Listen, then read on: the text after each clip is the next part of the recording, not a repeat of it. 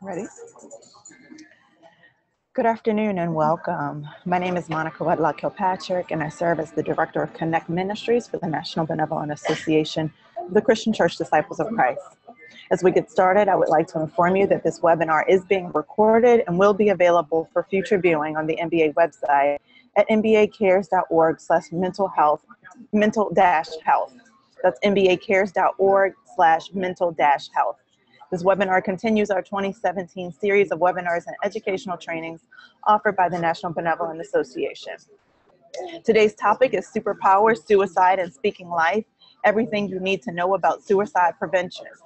Superpowers, suicide, and speaking life will offer insight as to how the people of God can understand, healthily respond to, and better support those affected by suicide and suicidal thoughts. Rooted in that hope that we bear as people of God, this webinar will offer general information about suicide, discuss key elements, warning signs, and resilience factors for suicide, and offer practical ways we can nurture, support, and stand alongside those affected by suicide. This webinar can be used as a tool for discussion and contemplation during September, the official Suicide Awareness and Prevention Month.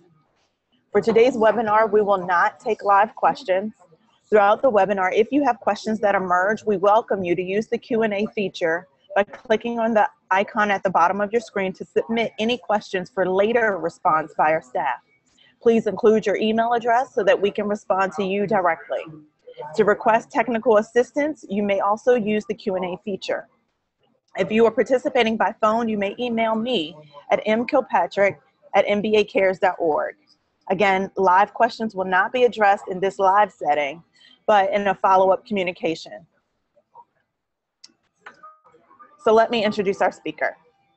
Angela Whitenhill serves as the NBA Mental Health Initiative Manager. She's an innovative family and children's therapist, as well as a licensed minister with experience in mental health field and higher education, with proven success in interdisciplinary program development, bridge building, and organizational leadership. As a licensed clinical social worker, Angela specializes in trauma, suicide, depression, identity issues, and spirituality integrated psychotherapy. She's also formerly served as the chaplain and therapist at Tennyson Center for Children, an NBA DHM Health and Social Service Ministry partner, and one of the Rocky Mountain region's leading residential treatment centers. Angela, welcome as always, and I'll turn the presentation over to you. Amen. Thank you, Monica. And thank you to all of you who just took the time to really sit and think about such an important issue. So we're going to jump right in, and we will have our slides posted, so you don't have to take notes, but if that's how you work, then please feel free to. With that said, superpowers, suicide, and speaking life. As people of God, we have the fruits of the Spirit, and we have know-how to really stand and walk with those suffering with suicidal ideation and suicidal thoughts. And we know that suicide can be a daunting topic to discuss, certainly difficult to experience and walk alongside people. And so if at any point during our conversation you get overwhelmed or heavy, I want to encourage you to breathe. And I do want to encourage you, we have a number at the end of our webinar that if you need to call and talk to somebody, we have that set up. With that said, I hope to begin by sharing some basic facts and information similar to what you may get if you go to most trainings about suicide.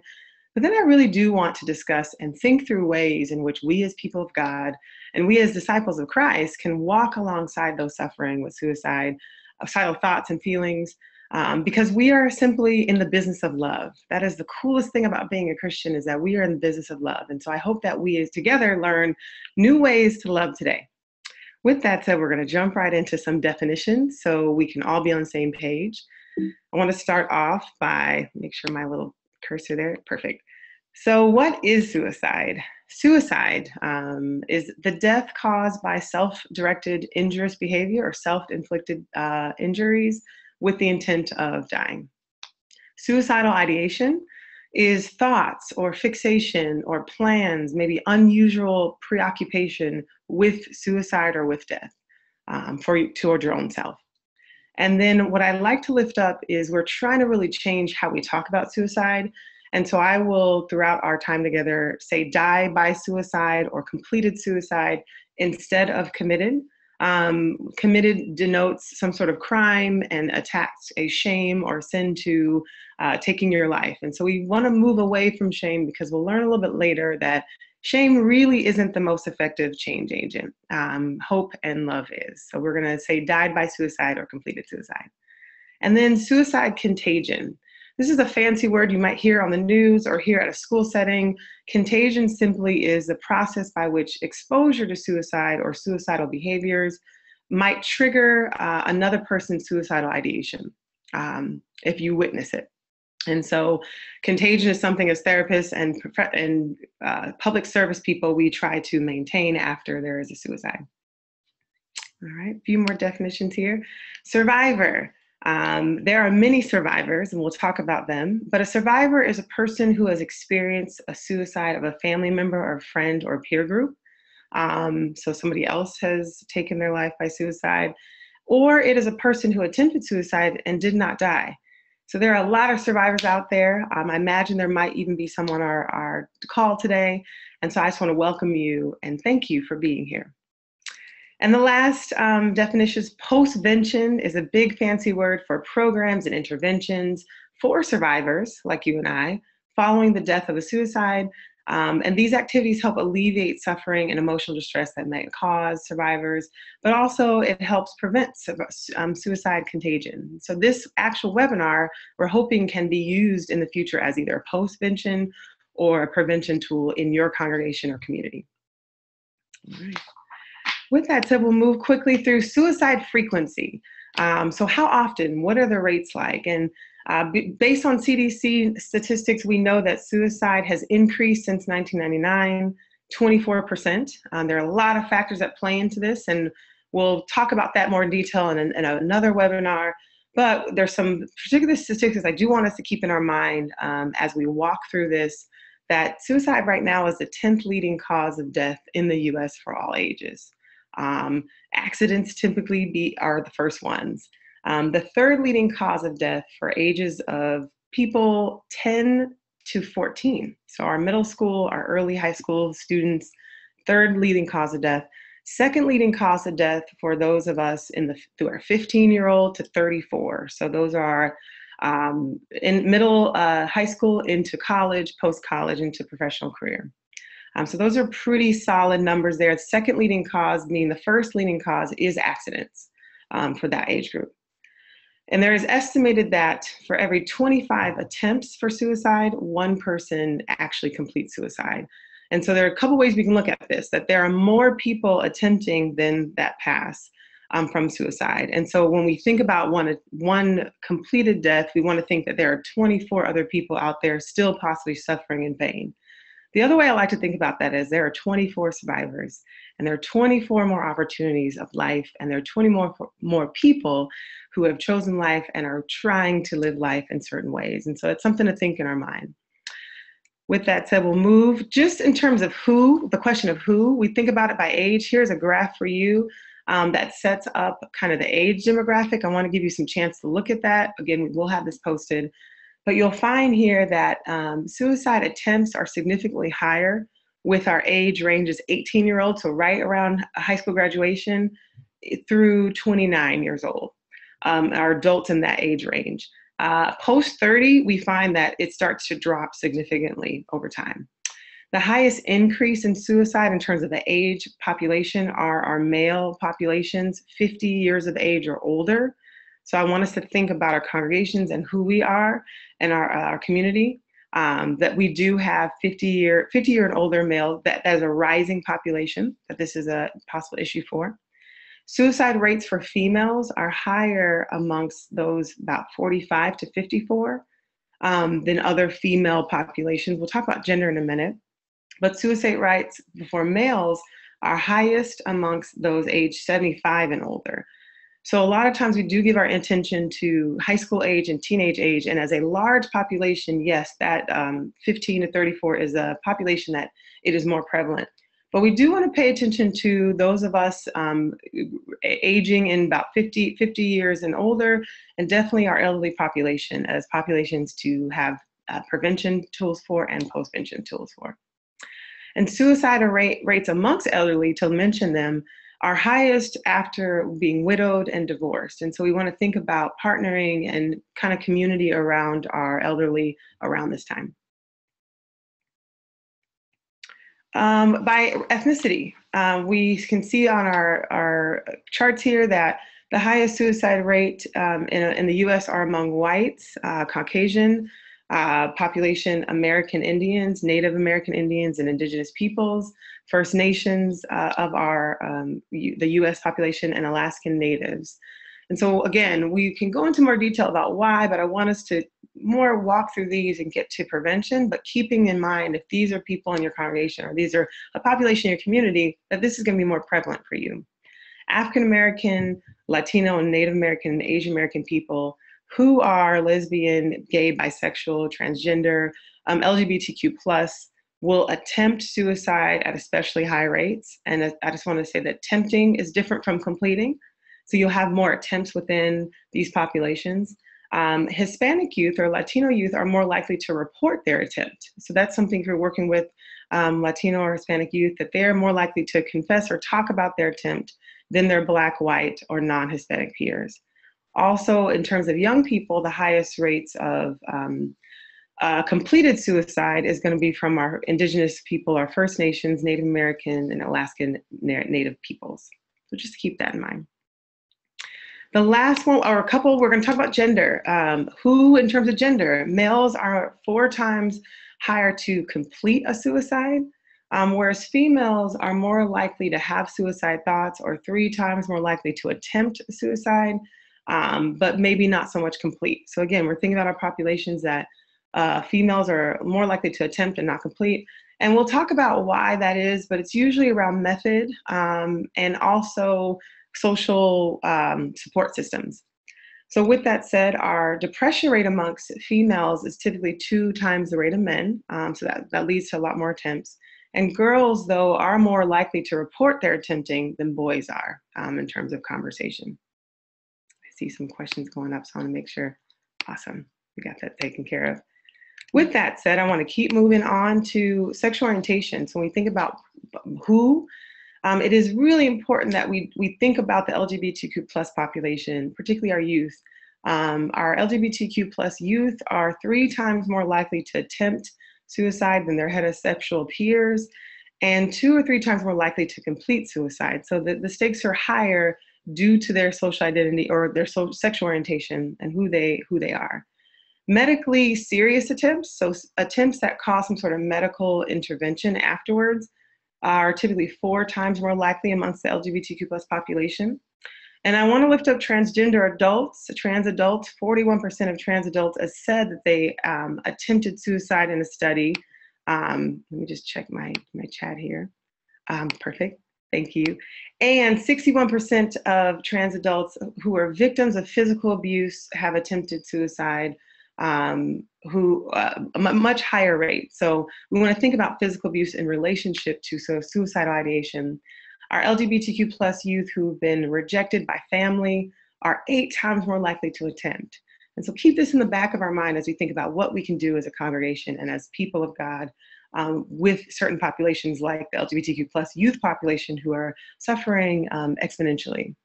We want to also move through, let's see, let me get my state. This is something that is interesting, and it's something we look at. If you look at our state map here, that certain states tend to have higher rates of suicide.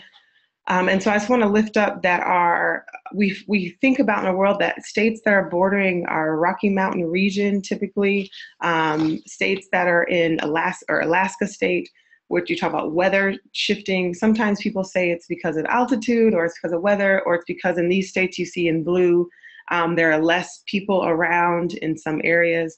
We really don't know the particular cause as to why it's regional, but just keep in mind if you are a church in this area or in any of these areas, kind of this is how prevalent or this is what you might be dealing with in your congregation. So it's just important to know that. And last but not least on who, I think I want to lift up method. And sometimes we get nervous about talking about the how, but we'll talk about earlier about talking about suicide is the work. It is okay to talk about it. In fact, people want to talk about it. And so I do think it's important for us to know, that the top 3 methods of completion of suicide. The top one is firearms, and that's usually a more lethal way of doing that.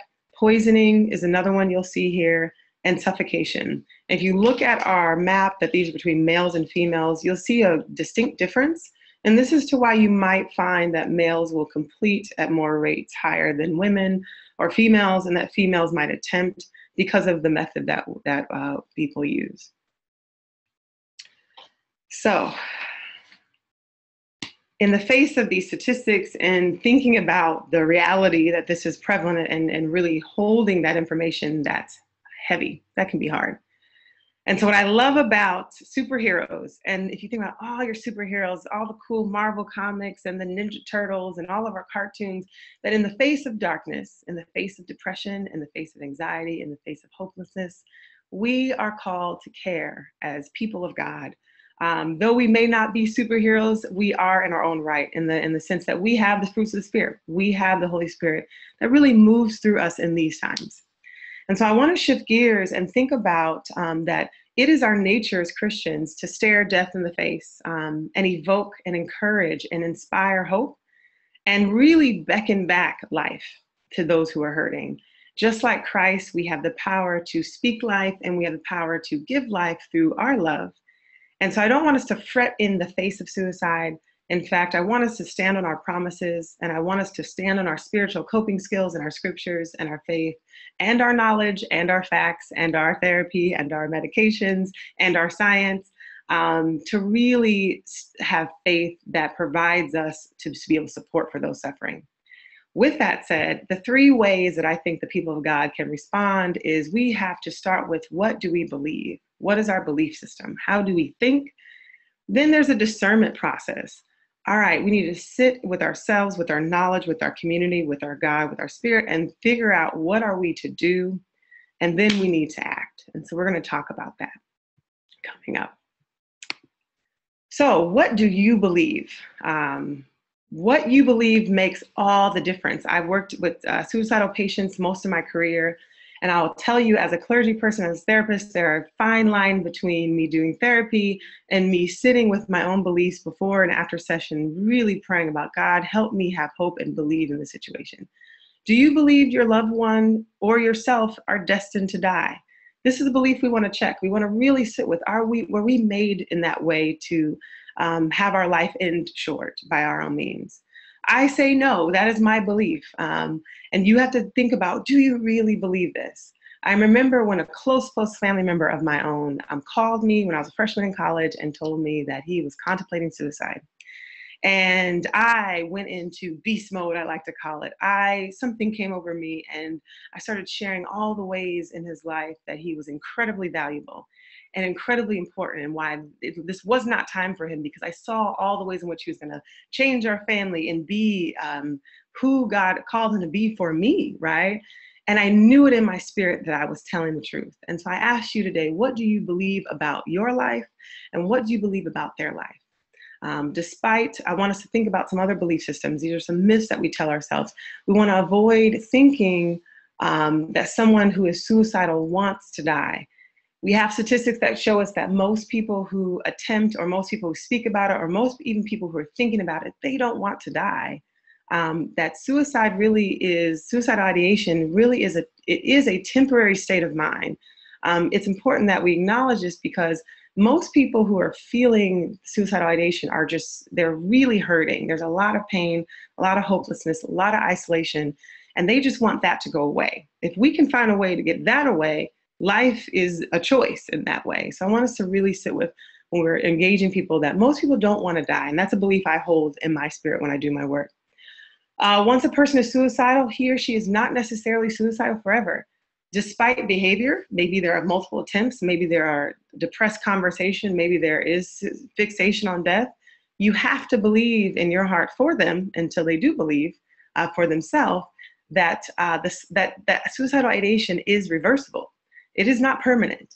The slightest bit of hope, inspiration, and alternative solutions can make all the difference. You might call and say, hey, can we go out for ice cream? And that was that pure moment where you're here on the phone, they feel like they're slipping out. Let's go for ice cream. Let's walk outside. That small piece can be a major impact on somebody's life. Also, suicide is not inherited. Now, there are statistics and research that show that our bodies can be genetically genetically adapt or presupposed to depression or mental illness or hormonal shifts that do cause deep depression and that do lead to suicidal ideation. So I want to acknowledge that that is true. However, it is not inherited in this way. I like to think of suicide as more as it is a reaction to a deep pain. And so if we think about our grandfather or our parent who might have died by suicide, it doesn't mean I will or my siblings will. It simply means that the people cope differently with pain. And what the deciding factor between these moments is how we're coping. A lot of times when we're in this slump depression or when we're really low, our bodies are not responding to our general coping skills, running, eating. And so we might need medication to kickstart our hormones so that we can actually cope again. But we as survivors can learn coping skills ahead of time to be able to handle the same pain those in our lives handled, that the family members that possibly took their life, maybe just didn't have those coping skills. And so I want us to think about, there is a genetic disposition for some of us, or predisposition for some of us, but suicide is really a reaction to deep pain. And so what we as the people of God need to do for our own selves and for our people around us is really figure out coping skills that help us mediate and have resources and have things like medication or therapists to help us walk through that pain. Again, suicide people are not crazy. Suicidal people are hurting. So we want to switch that language as crazy. Sometimes in our church congregations, our spirituality becomes really esoteric. And there are deep spiritual elements of our emotion and our pain and our depression and our joy. But in the face of suicide, some of us kind of let spirituality get too esoteric. And we think about it only through spiritual terms. And it kind of keeps us from being able to be tangibly respond. So our spirituality thinking takes our human agency away, and we can't tangibly connect to the situation. So instead of thinking about suicide as possession or something deeply spiritual that we have no way to respond to except for prayer, which I do think we should pray, we can also, in addition to pray, in addition to seeing it spiritually, we can think of it as this, that these people are really hurting, that these people have heavy emotion and that they're very hopeless and that they're very, very isolated. So they're disconnected from others. And if we think about it as spiritual and something more tangible, we know how to respond to hurting people. We know how to respond to people who are isolated, outcasts. And we know how to respond to hopelessness, right? Whether it's through our faith or just as people. And so I want us to hold that in tangent. The last one I want to think about is suicide is no respecter of economic level and or social identity. Any element of our finances or our race or our gender, the statistics we showed you are prevalent in those populations. But just because you might be a Native American youth, it doesn't mean you're going to struggle with suicide or take your life in that way. All of us have the potential of having a particular setup emotionally, psychologically, and physically that can result in suicidal ideation. Social factors play a huge part in this, but they don't determine the outcome. So I want us to think about our statistics very seriously and hold them lightly at the same time, because we know that with the right supports, everyone can come out of a statistic at any point. I want us to think about in the last part, do we believe love casts out all fear? Do we really believe this? Do you believe this? Fear is a real thing. I believe fear. I feel it. I know it very well. In the face of suicide, I feel it more. And so my love has to be real enough to counter that fear. And love is more like this. When you're dealing with suicide, love is not just, I wish they're okay and I hope they're okay in like a wishful way. Love is a deep-seated belief, so that I'm so convinced by the power of God in that person's life and the value of that person's life that I will do all I can to protect it. That's love. It's love in action. It's love that's tangible. And so my love, I have to work and check my own fear. And sometimes when I have fear, I ask myself to overcome my fear and use my spiritual coping skills so that I can stand for people who are have suicidal ideation. And their life is already changing me. Their life is already growing me in my faith because I have to change and deal with my own fear. So I want to think about, do I really believe that perfect love casts all fear? And how do I receive that love to give that love? Also, hope overcame the grave. This is something we sing about and think about. Do you believe this? Do you believe the power of hope? The power of a belief. If you look at a commercial, if you look at a movie, and it just makes you feel so good inside, and you just get, wow, I can be a dancer one day because that commercial made me feel like it. That piece of hope, whether it's to help you buy something or not, is powerful. And so I want us to think about just what it means to put seeds of hope into people's minds. We'll talk about how we do that a little bit later. Also, what do you discern? I want us to think about the moment of discerning how we should be. Am I fearless? Maybe I'm not. Maybe I have fear. That's okay. It doesn't mean we stop. It means that we don't let our fear stop us from loving. And it means that we get what we need to develop to get rid of our fear so we can love fully or love through our fear. Am I hopeful? Do I really have hope in the situation? And if I'm struggling with my hope, I, as a person who is not necessarily having suicidal ideation, I got to go in my spiritual coping skills and find my hope again. So I want us to think about how that we think about these things and how that impacts us as people supporting. With that said, I want us to understand risk factors we'll talk about. I want us to know warning signs. This is where our knowledge comes in and our science comes in to help us. And I want us to know when we need to get help. So let's start with risk factors. Risk factors, trauma and physical abuse, also bullying. So trauma, maybe from veterans from war, physical abuse from our upbringing or our partners, or bullying at school. All these types of physical abuse they violate our bodies. And when we're violated at such a young age or at really tender moments, it could damage how we see ourselves, it could damage our self-esteem, it could damage our self-assurance that we can keep our bodies safe. And so this is a question of mortality that happens to us every time we're getting physically violated or emotionally violated. That kind of stress is overwhelming for the brain, and it becomes overwhelming for the heart. Our brain can only hold so much negative emotion at a time.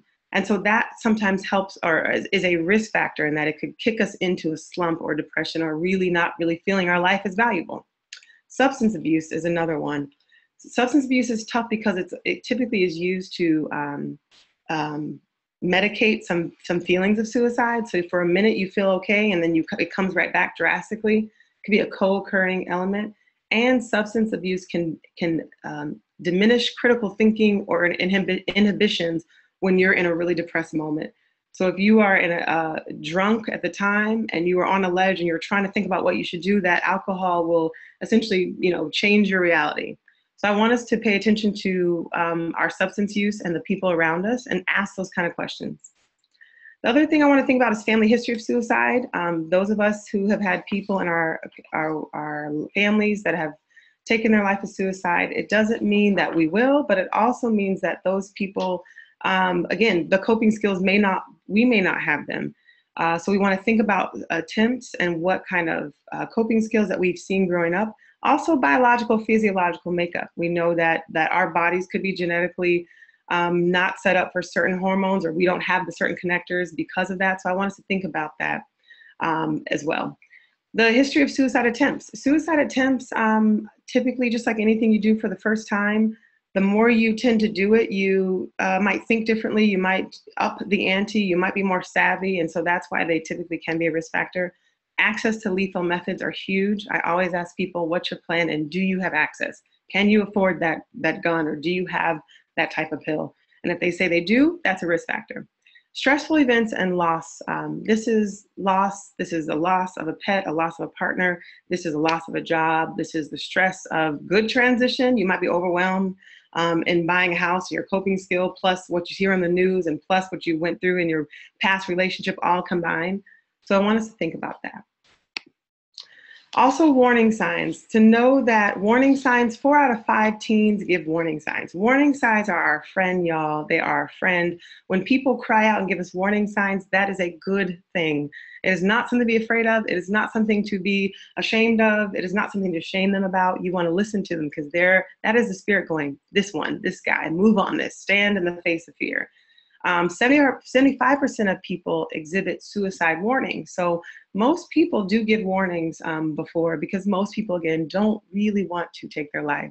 And 80% of people want others to know of their emotional. They want others to know that their emotional pain to stop. They want others to know of their emotional pain so that other people can help them. And so this is part of our community, is that we reach out. With that said, some warning signs I want us to think about are going to be prior suicide attempts, like we talked about. If you hear people planning or talking about suicide a lot, don't be alarmed. All my teachers, my youth program directors, if you hear dark poetry, let it come out. Don't stop it. Listen to it. Look for, if they're looking in their poetry or in their conversation, they're looking for ways to kill themselves. They're imagining ways to destroy themselves. They might be looking online to buying guns. They have a preoccupation with death. This is a signal. This is a way of cry out. And they might tell you this as a shock factor and be stone-faced, but don't get thrown by that. This is a way to say, hey, this is what I'm dealing with. Can you handle that? Can you hold that? Depression and hopelessness, if you find in people in your life, your friends, your long lost friends might have lost their partner after 50 years of marriage, and you find their joy just goes under for a while, and they're just not who they are. Their hobbies aren't who they are. They're not doing their hobbies, and they seem hopeless. They might be talking about hopelessness, or perhaps saying, I don't have a reason to live anymore. They might feel trapped or unbearable pain. They might talk about being a burden to others. Oh, I don't want my children to take care of me. I don't want them to have to lug up this oxygen tank, or I don't want my mother to have to keep them to take care of me. This is signs that I want to lift, that's when you go into your superhero mode and begin loving in new ways. If they're sleeping too much or not sleeping enough, or withdrawing, isolation is a big one too.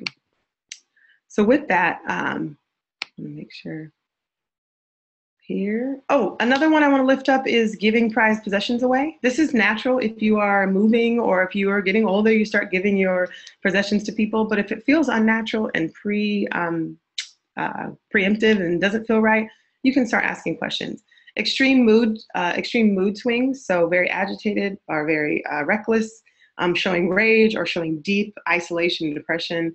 Overnight, you just saw them at church, they were happy, and then you don't see them for 3 weeks at church and you don't know where they are. That could be a sign of other mental health symptoms. I know bipolar untreated can work that way. Bipolar is a hormonal shift where you have a lot of energy and it can be very manic and very happy or very talkative or very present. And then you swing to being very isolated and very low. Those swings, if untreated, can be so dramatic that your brain really can't hold on to them, and you could slump into a depression in that way and just have suicidal ideation once you swing. So I want us to think about those things in terms of warning signs. Let's see here. So another thing we want to think about is who needs to be involved. So this is something, these 4 questions are your lifesaver. You don't have to be a therapist to ask these questions. I ask these questions when I do suicidal assessments amongst other trained questions, but these I can use as a clergy person. If I hear these warning signs, if I see these risk factors, I'm discerning and going, there's multiple risk factors, there's warning signs. You know what? I'm going to talk to them. I'm going to say it. Are you having any thoughts of hurting yourself? Are you having thoughts of killing yourself? Don't beat around the bush here. Straightforward. Are you thinking about suicide? Are you thinking about harming yourself? People want you to ask them. I would say it's very hard and uncomfortable. They might go, what? Me? It's okay. You know what? I just wanted to ask. It's just something. I love you. I just want to make sure. So make sure you are asking point blank and not feeling afraid to ask. The best they can say is no. Okay, that's fine. How are you going to do this? Do you have a plan? Have you taken steps towards this plan? How viable is your plan? Yes, I've been thinking about it. I'm going to do it with a firearm. I do have one in my drawer. Once you hear yes, once you hear a plan, you already know that this is a serious situation. It doesn't mean that they will attempt today. It doesn't mean that you don't want to get them in trouble. It just is serious enough to reach out to professionals, to reach out to authorities. And that's because we just don't know as non-trained people how to know when or how it can happen. Yes, I'm thinking about killing myself. I have a plan. I'm already in serious mode. Don't tell anybody. I don't want to be upset. At that point, I'm going to have to say something, because it's not that I don't believe you. It's that I love you and I want to make sure we keep you safe. And we'll talk about how to talk. What has held you back so far is a good question. Why haven't you done it? I'm just curious. What keeps you? My daughter. My daughter keeps me. I couldn't leave her. That's huge. That's a risk. I mean, that's a protective factor. I want to know all the things that are keep them alive. I have dance every Thursday, and I just don't want to, disappoint my dance team. There's 3 people in my home and we're friends and I don't want to disappoint them. This is good stuff. And then who can we contact for help? Who can we reach out to? Oh, I have a friend who's a therapist. I have a pastor. I have a therapist, or I have a doctor that I talk to about this. Awesome. And then we reach out together. So these are 4 questions that I ask, that I encourage you to ask if you see those warning signs or risk factors. All right, guys, this is it. These are my favorite superheroes. Don't sleep on the Care Bears. Care Bears, if you remember the 1980s cartoons, Care Bears were the most gentle, loving human beings, no violence, no anger. But when danger and when threat came their way, they used their heart, their body, their mind, their spirit. They band together and they Care Bear stared. That's how they act. And so after you have believed and used your spirit, after you have discerned and used your mind and your resources and your statistics, now it's time to do something. And I want us to think about, what do we do in the face of suicidal ideation when our loved ones are struggling, when our people in our community have the deepest pain that is unimaginable? You Care Bear stare, and this is how. What do? You make a commitment that is consistent. I cannot lift this up enough. If you were going to commit to being someone in their life, you have to have time for it. Just like you sign up for school, just like you sign up for that sewing class or that theological online program or for soccer, you are committing to being an active part of this person's life until you know that they're ready and whole to be on their own. That commitment can look different and you can set that tone, but if you commit, make sure it's consistent. Always show that you're concerned about them. Sometimes it could feel awkward to go, hey, how we doing? You feeling low? How you feeling today? Do you love life? They might, stop, Mom, I don't want you to talk to me about that. Oh, you drive me nuts. Or your friend would be like, girl, seriously? Like that makes me feel weird when you ask me those questions. It's okay. Until we know, I'm going to keep asking. And that's part of my commitment. I'll tell people, hey, if I'm walking with you, I'm going to just check in with you. You can tell me to shut up. You can tell me to back off. That's fine. But you have to know I'm going to be here for you. Avoid assuming suicidal ideation is attention seeking. People don't talk about this just for attention. Even if they're doing it for attention, take it seriously. The more you take it seriously, if it is attention, they'll learn, okay, I don't want it that way. You can call the ambulance, no. But I think most people who talk about suicide know the level of it, and they know that this is something I want you to take seriously. Listen without judgment. Ask about their feelings. Don't make conclusions. Don't, well, it's a sin to do this and you're this and not now. When I ask you how you're feeling, just want to know. Man, that sounds heavy. Wow, I'm here for you. Tell me more. Explain that anger more. Explain that depression more. Tell me more. Get that out. Deep pain is like sweat and impurities. You want to get it out your body and you want to wash it away. And if I'm committing to be your support system, I'm saying, dump it on me. I'm ready. I can hold it.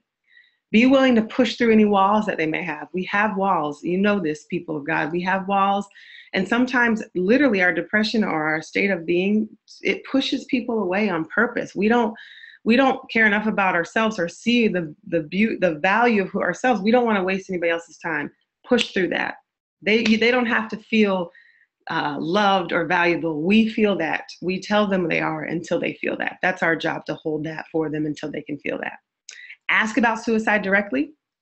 Don't beat around the bush, but do it without being confrontational. I know you're suicidal. Check your tone, check your energy. Don't do it out of fear. We don't want to ever talk out of fear. If you don't tell me the truth, then this could happen. No if, then thens. No kind of bullying people into talking to you. It is pure grace. Okay, you don't want to talk about it? That's fine. Just want you to know I'm here for you. Can we go get ice cream? Can we hang out? Can you just sit by me and we just won't talk at all? So I want us to think about just really doing it directly, but not being confrontational and not being a power trip over, making sure they tell or they come out, because it's a gentle process and it's a lot to hold that. And so you just want to be a still small voice in their life, but a consistent and straightforward still small voice. And never keep talking about suicide a secret. Secrets make us think something is shameful and we should hide it. This is not something we hide. This is something we shout out from the mountaintops, because we know that when we confess this and say, hey, I'm feeling this way, or my friend feels this way, we're going to get help. And that's what we want to make sure I tell people that the two things you feel when you're in your deepest, darkest state is you feel hopeless and you feel alone. And we as people of God, we know hope. We own hope. That is who we are as people of hope. And we know how to give hope. We know how to demonstrate hope. And we love community. Disciples love breaking bread together. We love getting together. And so if they're feeling hopelessness and isolation, we swarm around them to their comfort. We check on them, make sure, hey, you're not alone. You have community, you have people here. So we don't shame or keep it in secret.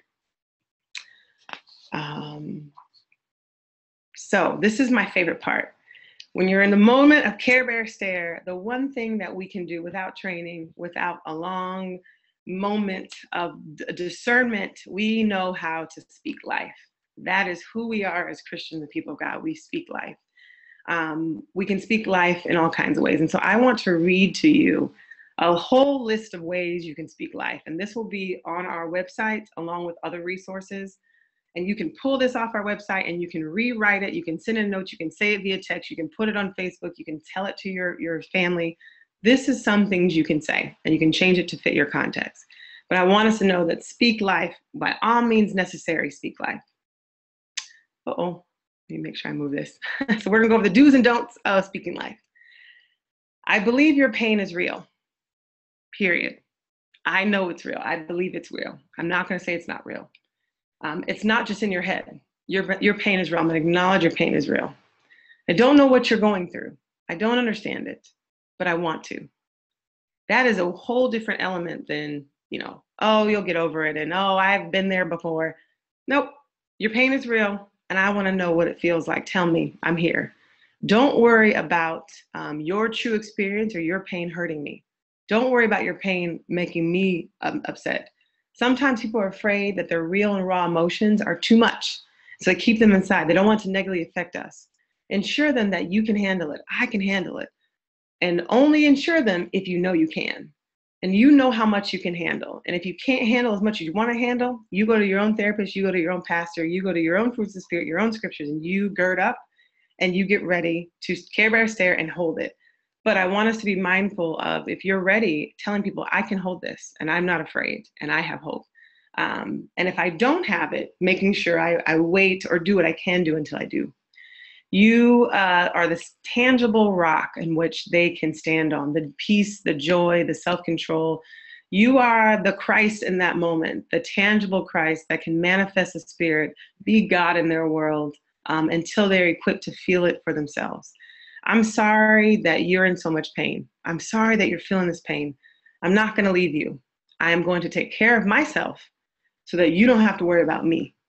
I'm going to be here. Take as much time as you need to care for yourself.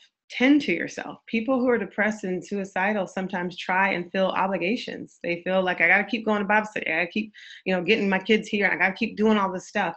But really, we're emotionally and mentally drained. And so there are times where we can say to people, you know what, just go on vacation, go get in some sun, just take care of yourself. I'll take the kids here and I'll make you dinner. So just knowing that if you're a person who's trying to make effort in life and the normal things in life are just overwhelming and it's too much to hold, take a break. It's okay. It's okay to take a break every now and then. Telling them you're not crazy. You're not crazy, you're not weak, and you're not stupid. This is something that happens to a lot of people.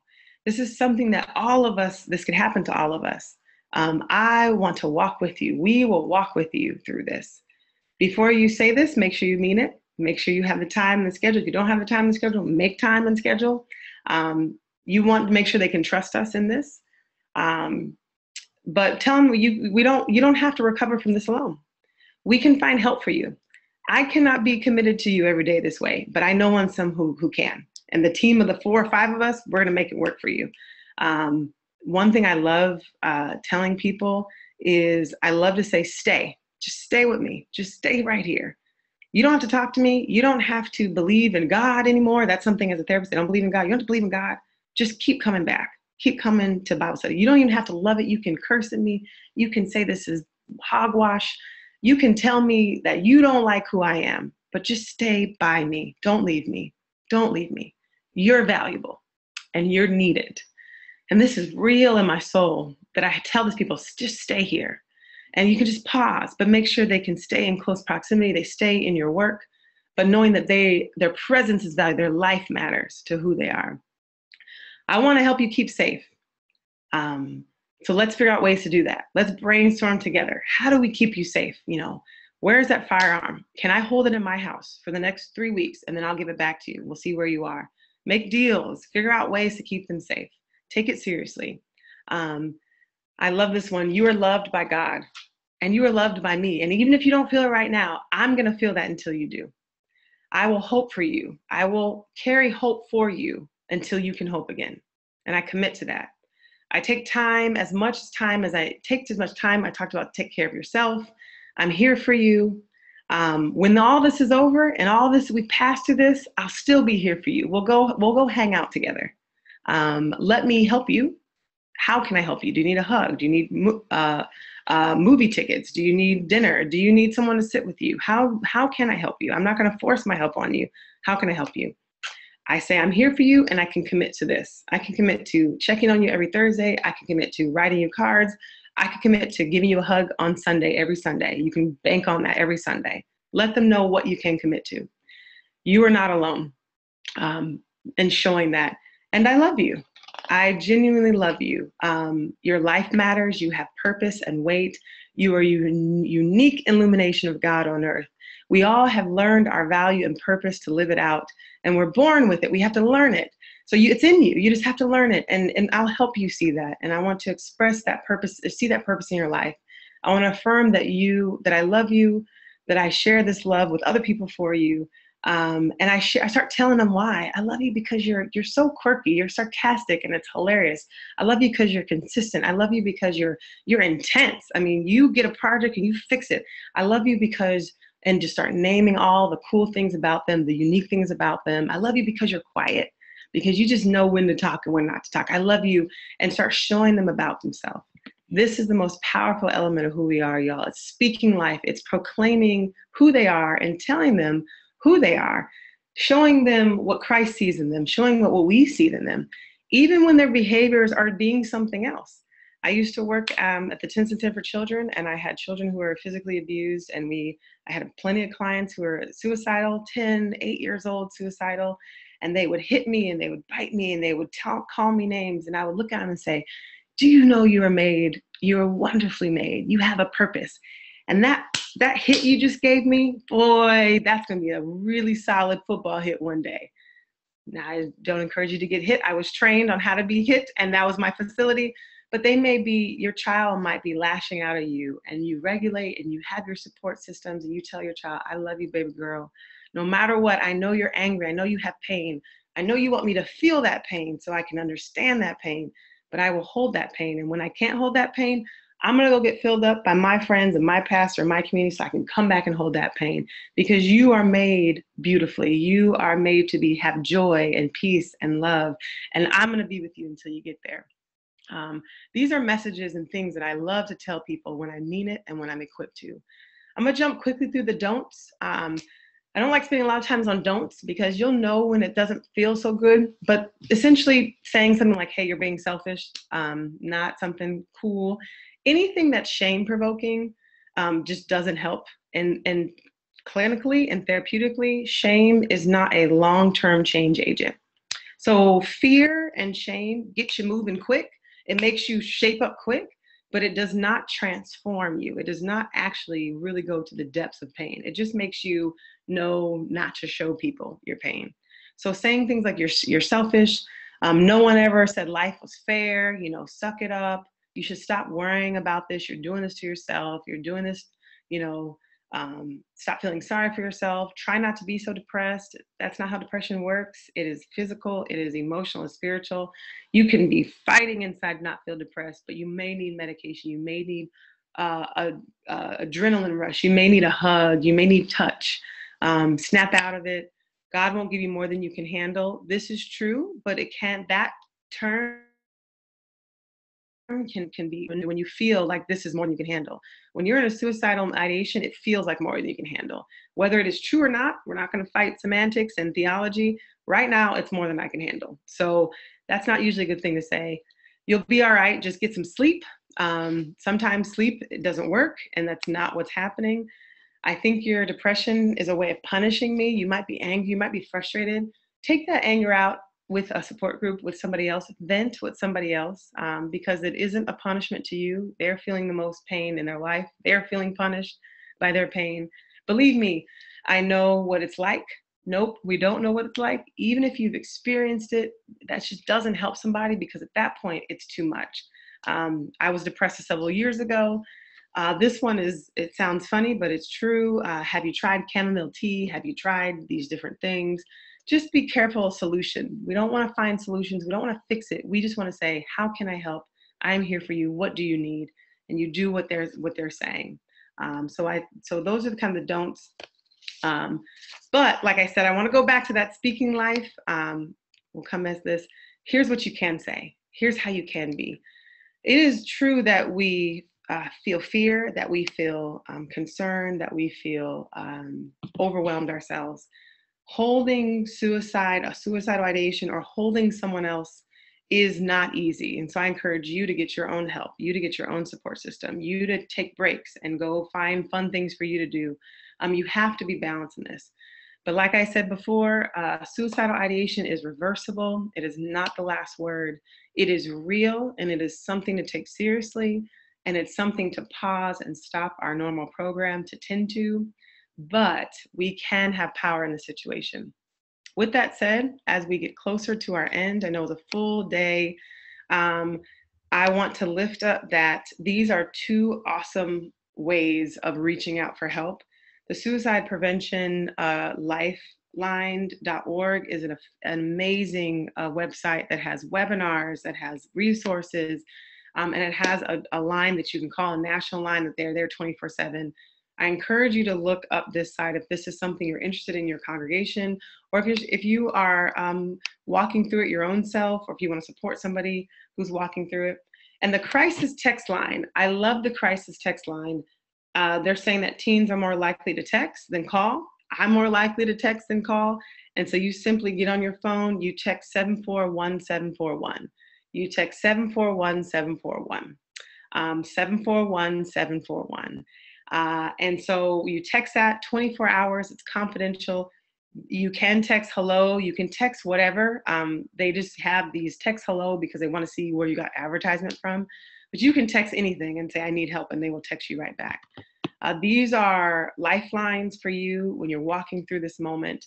This was a prevention webinar. We're going to have more of these. We're going to have family and friends support, how it is to walk through that. We're going to have other ways of holding. But to start off with, we pray that you use this in your congregation. To close, and I'll have Monica come in just a minute, I would like you to join me in the next pledge. This is a pledge that I use. You can change it. You can make it up. You can add scripture. I say this to myself. I look myself in the mirror. I ask my congregation to say this. I ask my clients to say this with me. It's a pledge. And I mean it when I say it. And so as I say this and read this, I encourage you to say it with me, to read it with me, and to say it to yourself, and to say it to anybody else who's around you. I'm a lifer. I've pledged my life to being a lifer. I pledge to speak life regardless of my environment, regardless of my situation or circumstance. I pledge to be conscious of my inner thoughts and be aware of how I treat myself, to make choices every day that respect myself, my life, and the life of others. I pledge to be a lifer, and I speak life to everyone who crosses my path, including myself. And I pledge to never hurt myself intentionally. And I pledge, to never hurt intentionally. And I ask for help when I'm struggling with this, and I help others who might be struggling with this too. This is something I tell myself every morning. When I get low, I tell people when they get low. So I encourage you to be a lifer, and to know that we can, in the face of suicide, stand in our spirit, and stand in our God, and stand with each other.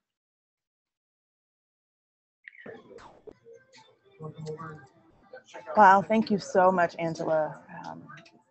We did have a couple of questions that came through in the Q&A that I'll share with Angela later, and she or someone from our staff will share those answers back to you via email. And if you do still have questions or need support, please feel free to connect with us via our email addresses or through the mental health page on the MBA website, mbacares.org/mental-health, and we will provide these resources. This ends today's webinar, and we thank you for your time. We ask that you would consider the many ways you and your congregation and your community might be involved or further your ministries in becoming welcoming congregations for those who have experienced or are currently experiencing mental illness or mental health challenges in their families, and to be a lifer. Today's webinar recording will be available on the MBA website soon for your convenience, and we invite you to share this resource with others. To get connected to the MBA Mental Health Initiative, please email Angela at awhitenhill@mbacares.org or visit the website at mbacares.org/mental-health. Remember to also like MBA on Facebook, follow us on Twitter, and visit our MBA webpage for more information related to Disciples Health and Social Services, and look out for more information on our upcoming events. Thank you and have a great afternoon.